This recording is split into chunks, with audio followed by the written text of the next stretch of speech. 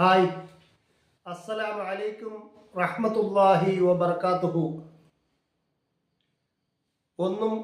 ഒന്നും ചേർന്നാൽ രണ്ട് എന്നാണ് ഗണിതശാസ്ത്രം നമ്മളെ പഠിപ്പിക്കുന്നത്. പക്ഷേ ഓരോരുത്തരും ഒറ്റകളായിരിക്കുന്നതിനേക്കാൾ മലയാളത്തിൻ്റെ പ്രിയപ്പെട്ട എഴുത്തുകാരൻ വൈക്കം മുഹമ്മദ് ബഷീർ പഠിപ്പിച്ച സ്നേഹത്തിൻ്റെ സമവാക്യമാണ് ഏറ്റവും നല്ലത്. ഒന്നും ചേർന്നാൽ രണ്ടല്ല, മറിച്ച് ഇമ്മിണി വലിയ ഒന്നാണ്. അങ്ങനെ സ്നേഹത്തിൻ്റെ, സന്തോഷത്തിൻ്റെ, എല്ലാവരും ഒന്നാണെന്നുള്ള ചിന്ത ഉണ്ടായിത്തീരുന്നു.